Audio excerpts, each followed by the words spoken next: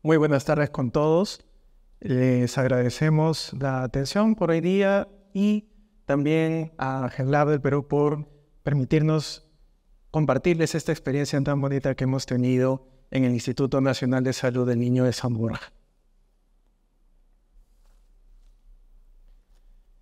El instituto es un centro de salud de alto nivel que brinda atención especializada en diversas áreas, como tenemos cirugía neonatal compleja, cardiología, cirugía cardiovascular, neurocirugía, atención integral al paciente quemado y trasplante de médula ósea. Dentro de nuestra institución, el servicio de genética cumple una labor importante dividida en tres áreas.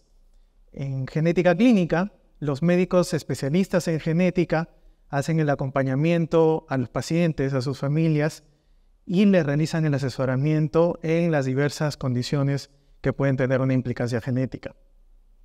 Y las dos áreas de laboratorio, que son citogenética para el diagnóstico de aquellas condiciones y anomalías cromosómicas, y genética molecular, donde estudiamos aquellos cambios en el material genético que afectan la salud de nuestros pequeños pacientes. Como parte de nuestro portafolio, atendemos de distintas maneras el diagnóstico y el progreso del tratamiento que reciben los niños en leucemias. Las leucemias pediátricas son contadas como la principal causa de muerte entre niños que contraen algún tipo de cáncer en el Perú, y diversos estudios indican de que uno de los principales factores que nos dan una de las tasas de mortalidad más altas para niños que contraen cáncer es el acceso a atención especializada.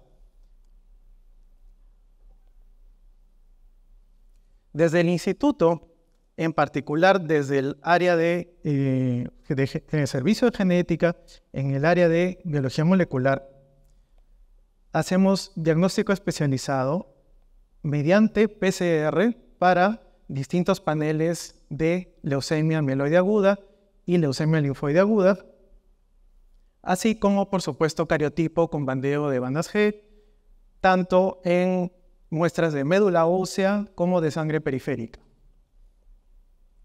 Acompañando también el tratamiento, tenemos la opción de hacer PCR cuantitativa para medir la enfermedad mínima residual. Esto se hace igualmente para los mismos marcadores que encontramos en la detección inicial. Por supuesto, los marcadores que pueden tener un panel de PCR no tienen el alcance de los diversos cambios y marcadores que pueden explicar las oncogenias.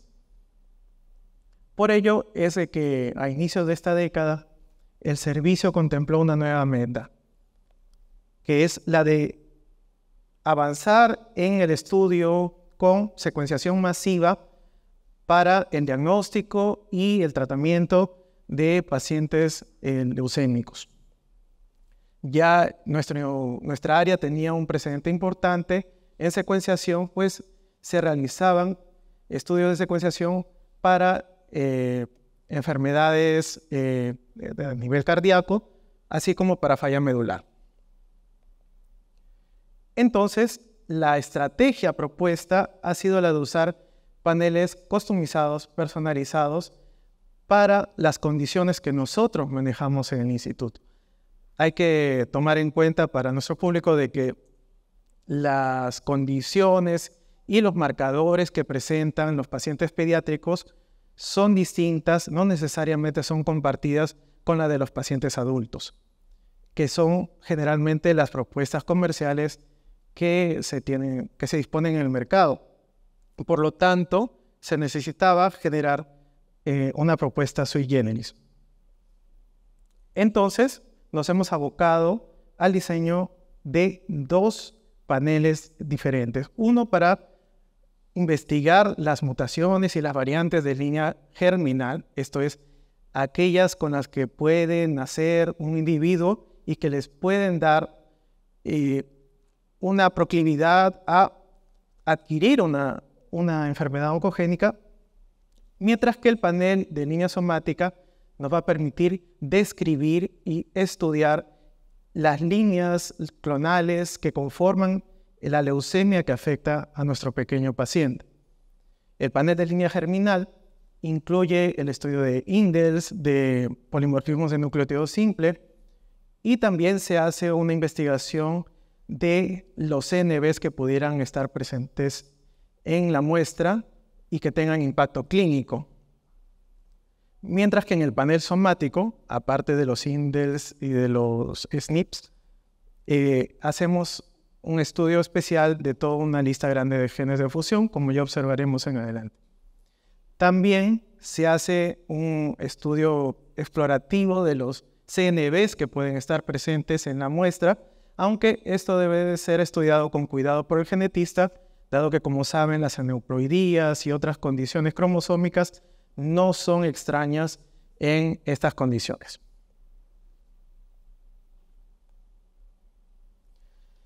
El primer panel del que vamos a hablar, por supuesto, el de línea germinal, incluye una lista curada de genes relacionadas a leucemias, principalmente a las de la línea linfoide.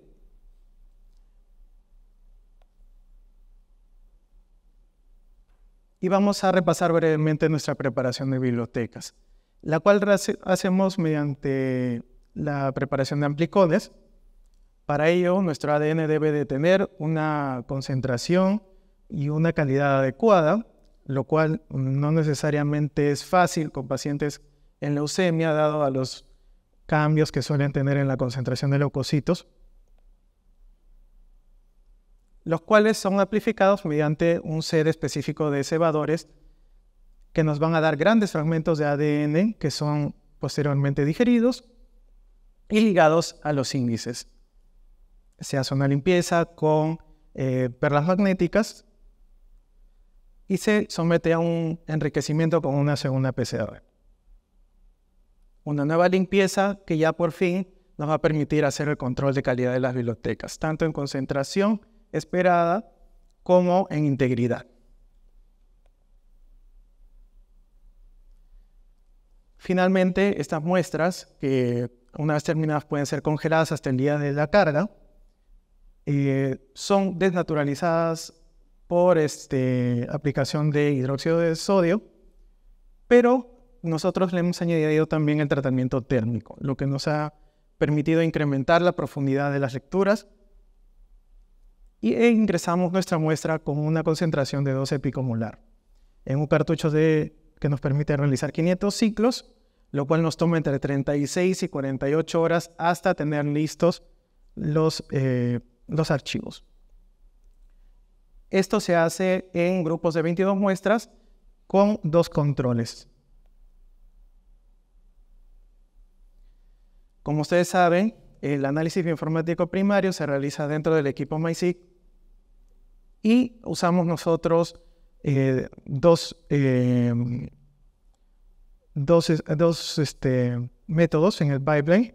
Uno es el disponible con DNA Amplico y adicionalmente se hace el estudio de OncoCNV Color, que nos va a permitir hacer la inferencia de los CNVs que están presentes en la muestra. Por supuesto, tenemos en cuenta de que no es la misma calidad de inferencia de CNVs cuando tenemos paneles que cuando tenemos genoma completo, dado la diferencia en cobertura natural. Una vez que se analizan estos resultados, obtenemos tanto la lista de variantes como un informe de calidad, el cual es entregado hacia el médico con un análisis previo de parte del equipo de biólogos que indican cuál podría ser la implicancia clínica de las diferentes variantes encontradas. Respecto al panel somático, vamos a encontrar aquí 2 grupos principales. Uno que está relacionado a los cambios en el genoma, cambios puntuales, cambios de SNPs, etc. Y, por supuesto, lo que ya les había adelantado, el tema de los genes de fusión. Entonces tenemos dos componentes para el estudio. Uno que parte de la extracción de ADN genómico y el ARN total.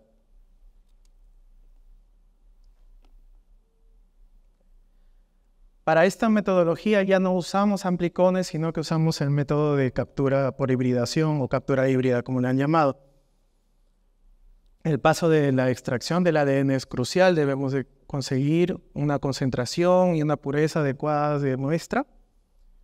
Y con ello hacemos primero la preparación de las bibliotecas para luego hacer un pool que es seleccionado por el método de captura. Rápidamente preparamos nuestro ADN en cuanto a concentración, investigación de la integridad. Se realiza una fragmentación enzimática y a la vez se preparan los extremos para la ligación de adaptadores. En este paso vamos a tener fragmentos de ADN de diferentes tamaños que son limpiados tras la ligación, nuevamente con perlas. Y aquí ocurre una selección por tamaño para quedarnos con un rango que está dentro de nuestra zona de cobertura. Posteriormente se enriquece por PCR, una nueva limpieza y el control de calidad de las bibliotecas.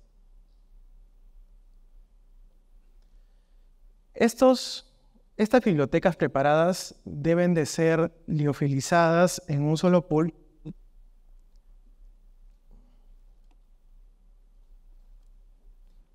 Ahí está.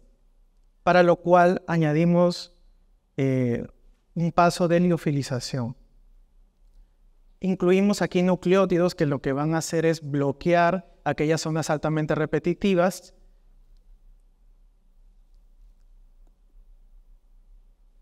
y se resuspenden todas estas bibliotecas en un medio especial. Cuando llevamos esta pequeña solución de apenas 20 microlitros a calentar, tenemos toda esta cantidad de hebras en cadena simple, pero de entre ellos solamente queremos los que se encuentran en nuestro grupo de diagnóstico, que está representado en la imagen por la hebra de color naranja. Aquí entra a tallar nuestras sondas. Las sondas tienen una cola biotinilada, la cual posteriormente es reconocida por streptavidina. Para lograr un óptimo resultado de esta captura es necesario que se hibride por largo tiempo, no menos de 4 horas, esta solución. Y finalmente ingresan nuestras perlas. Una vez que ya se tiene este conjunto ensamblado, sometemos aún a temperatura alta nuestro pool a un campo magnético que nos va a permitir lavar primero en caliente y luego en temperatura ambiente nuestras bibliotecas, quedándonos solamente con aquellas zonas capturadas.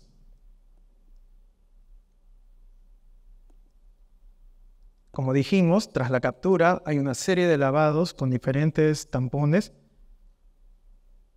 tras lo cual se realiza la amplificación de todas aquellas zonas capturadas. Una limpieza y una revisión de la concentración de las bibliotecas y también de la integridad mediante electroforesis capilar. En otro día se realiza las bibliotecas a partir de ARN. Esto se realiza mediante la enzima retrotranscriptasa, a la cual se le hibridan sondas o ligos que detectan los diferentes fragmentos y los diferentes puntos de corte y puntos de ruptura en los cuales ocurren estas fusiones, que luego son ligadas generando unos complejos de sondas que son los que, al ser amplificados, nos van a permitir detectar la presencia o ausencia de los diferentes genes de fusión. Aquí se usa la desnaturalización alcalina simple, y las bibliotecas se aunan a una concentración de 97% para nuestras bibliotecas de ADN genómico y de 3% para el de ADN complementario, ¿no? O sea, el que viene de ARN. Se usan cartuchos de 600 ciclos que nos dan no una de dos, sino una duración de 72 horas de proceso y una media de 44 millones de lecturas para 12 muestras híbridas, o sea, 12 muestras de ADN, 12 muestras de ARN. Nuevamente el FASTQ es esta vez subido, pero el pipeline lo tenemos enlazado a la plataforma de Sofía Dirian. Tenemos un pipeline único para nuestro procedimiento que está basado en su proceso de investigación para leucemia mieloide. Tras este pipeline tenemos resultados de control de calidad para el total de la corrida, para el total del proceso de análisis de CNVs, así como una lista de variantes que además está curada con diferentes bases de datos y repositorios de tanto patogenicidad de las variantes como de la implicancia clínica, como ya va a explicar más adelante la doctora Franco.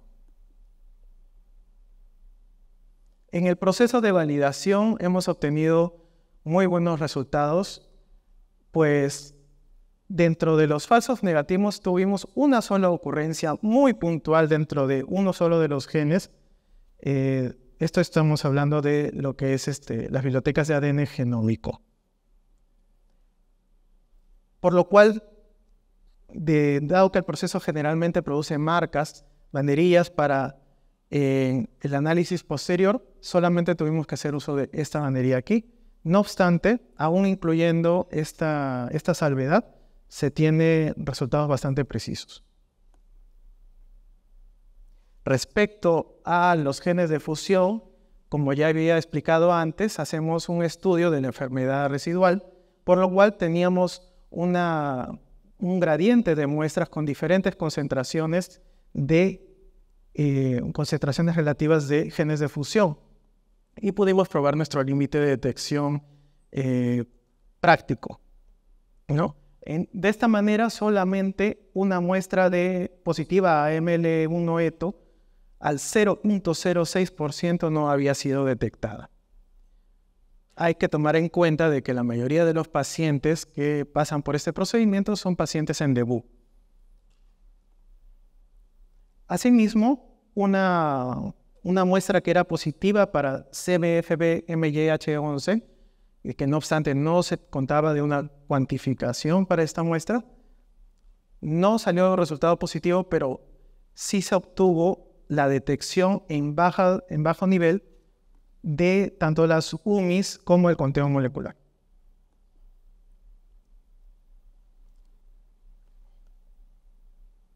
En la segunda carrera sí se obtuvo la detección total de cada una de las muestras, tanto las controles de referencia como las muestras clínicas de rutina que nosotros habíamos aportado, que conformaban la mayoría de muestras. Al fin de este proceso, determinamos de que podíamos estudiar estas muestras de ADN genómico con una profundidad promedio mínima de 1000x o de 1000 veces y tener una representación de no mayor del 4% de la fracción de clonas en sangre. Esto es que todas aquellas variantes que se expresen en líneas clonales que se encuentren en por lo menos el 4% del total de células en el tejido van a poder ser detectadas. Y como les había adelantado, obtuvimos un excelente límite práctico para BCR-ABL de 0.65. A continuación daré paso a la doctora para que les ahonde en la utilidad clínica.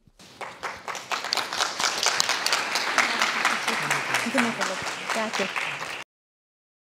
Bueno, en nuestro caso ha sido un reto implementar esto porque en cuanto a lo que es estudios en línea germinal, es bastante sólida la información en adultos, ¿no? Entonces era un reto realmente incrementar esto en pacientes pediátricos, ¿no? Hemos utilizado para la elección de estos genes libros de asesoramiento genético del cáncer, revisiones bastante sistematizadas como el Gen Review, bases de datos como MI, plantillas del NCCN, así como artículos nuevos. Las variantes en línea germinal son aquellas variantes que las podemos encontrar desde que existe el gameto en uno, en ambos o de nuevo en el embrión. Por tanto, estas variantes las vamos a encontrar en todas las células del cuerpo y también en los gametos de esta persona. Es por eso que estas variantes podrían ser heredadas. ¿Por qué las escogimos en leucemias? Porque queríamos demostrar si estos variantes con leucemia podían tener susceptibilidad a otros cánceres o a hacer otros tipos de leucemias. Nosotros hemos tenido un rango de detección alto, hasta un 71% de los pacientes hemos encontrado variantes de significado incierto, probablemente patogénicas y patogénicas, y solo un 29% no encontramos variantes. Acá hay un ejemplo, ¿no? Encontramos una variante patogénica en el gen RET, una posición bastante conocida, ¿no? Es donde está en una región hotspot, pero ¿por qué es importante para los genetistas clínicos? Esta variante ha sido sumamente estudiado y el gen RET tiene una fuerte correlación genotipo-fenotipo. Esta variante, como vemos aquí en la ubicación, está en dominio tirosinoquinasa, su expresión, y puede producir dos fenotipos: el cáncer medular familiar de tiroides o la neoplasia endocrina múltiple tipo 2A. Esto es importante porque en el caso de nuestro paciente era un paciente que había tenido una leucemia linfoblástica aguda, que le había ido muy bien porque era una TAML1 y había venido de remisión completa. Era un paciente nuevo control a los 8 años. El encontrar esta variante es muy importante porque este tipo de pacientes, hasta un 98% de los casos, va a ser un cáncer de tiroides a partir de los 5 años hasta las 8. También en ellos se ha visto que la mitad de ellos podrían tener un cáncer en la médula suprarrenal que llamamos feocromocitoma, y hasta un 25% hacen problemas en parótido. También puede haber combinaciones de MEN2A con amiloidosis cutánea o MEN2A con enfermedad de Hirschsprung, que es una enfermedad que se opera con mucha frecuencia en nuestro hospital que es pediátrico. En nuestro caso, nos permitió actuar con el paciente, tratar de revisar si alguien más en la familia tenía esta condición. Se vio que era de nuevo, se derivó al endocrinólogo para que él pueda hacer las evaluaciones bioquímicas. Y por fuerte, esta variante es de bajo riesgo. Quiere decir que el retiro de la tiroides de manera profiláctica se podía hacer a partir de los 5 años, idealmente a partir de los 10 años. Lógicamente, el encontrar esta variante permite una conducta quirúrgica, saber cómo va a ser la quimioterapia, la radioterapia, y se ha visto también que va muy bien con las tirosinoquinasas. En cuanto a las variantes en líneas somáticas, son estas que no encontramos en los gametos, pero pueden aparecer durante el desarrollo fetal, después del nacimiento, ¿no? Pero lo más importante es que pueden afectar a cualquier parte del cuerpo, excepto en las de línea germinal. Por tanto, el que tenga esta variante no la va a transmitir en su descendencia. Esta variante nosotros la estudiamos en células cancerosas. Recordando un poco la hematopoiesis, recordaremos que las células madres se van a renovar y autodiferenciar en los diferentes linajes para terminar teniendo las células diferenciadas, que son los glóbulos rojos, los glóbulos blancos y las plaquetas. Aquí coloco una imagen de la evolución clonal, ¿no? Hay eventos tempranos, hay eventos tardíos hasta conseguir la identificación de la leucemia, ¿no? Otros llegan pacientes en el momento del diagnóstico. Algunos van muy bien con la quimioterapia y otros, si no van bien, puede ser porque estos nuevas clonas adquieren resistencia o sufriste la clona mayor o la clona menor. Frente a esto, nosotros sometimos a estas pruebas a 199 pacientes y tuvimos un alto rendimiento. Un 86% de estos pacientes tuvieron variantes que le permitieron definir su diagnóstico, su tratamiento y pronóstico. En el caso de qué podíamos informar, como habló mi compañero, la cantidad de variantes que podemos encontrar en una célula leucémica es muy alta. Entonces, nosotros nos hemos guiado del ASCO, quien recomienda que nosotros debemos solo informar aquellas variantes de significancia clínica, aquellas que tengan una indicación terapéutica, que nos guíen acerca del pronóstico o durante el diagnóstico, ¿no? Las de mayor impacto tienen ya un tratamiento aprobado, están en las guías de práctica clínica y también tendríamos que reportar aquellos hallazgos que aún están en ensayos preclínicos o que se están usando pero no existe un consenso actual. Nosotros, como médicos genetistas, teníamos acceso a la plataforma Sofía DDM, nos daba un gran listado de variantes, pero el apoyo que teníamos también en esto es que también permiten catalogarlo con el criterio de ASCO. Y como pueden ver, tenemos algunas cosas que nos señalan que tales genes tienen que ver con diagnóstico, pronóstico, pero lógicamente teníamos que revisar la literatura.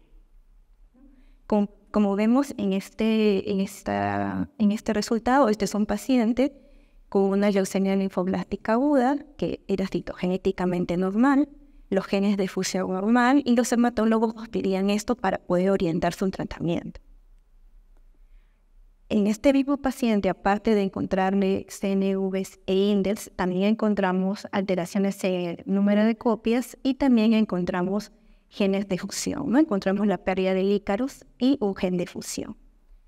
Y esto, nuestro producto final, termina siendo un informe en el cual nosotros colocamos los genes de fusión detectados, colocamos si este gen tiene una indicación para diagnóstico, para pronóstico, para tratamiento, igual con la parte de mutaciones y también en la alteración del número de copias. Como podemos ver, esto nos permitió al médico, al hematólogo, que es el médico tratante, poder ver que este paciente lo que tenía era una leucemia linfoblástica, pero de tipo PCR ABL1-like, que generalmente lo pensamos por exclusión. También permitió determinar que existían algunos tratamientos específicos que podía seguir, pero lo único que era malo, que tenía muchos marcadores de mal pronóstico, ¿no? Entonces, lo más probable es que este niño iba a ingresar, si todo fallaba, a un trasplante de médula ósea.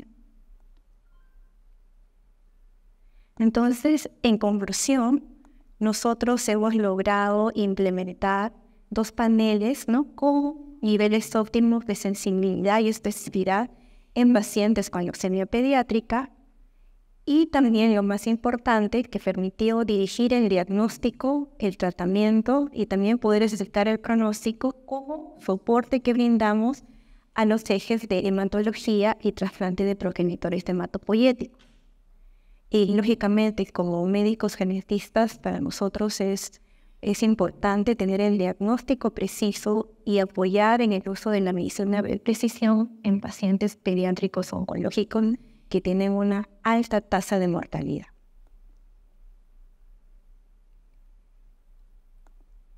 Lógicamente esto no lo podemos hacer solos, ¿no? La responsable del servicio está aquí con nosotros, la doctora Yoconda Manacero. Tenemos un grupo grande de biólogos moleculares, cytogenetistas, médicos genetistas, técnicos de laboratorio, nuestro asistente administrativo, un especialista en gestión de procesos tecnológicos, y también tuvimos personas que nos ayudaron desde lo que fue el diseño, la implementación y la ejecución. Nosotros hace poco hemos cumplido nuestro aniversario y muestro un poco de las imágenes de las actividades que hacemos y cómo nos sentimos como equipo. Muchas gracias.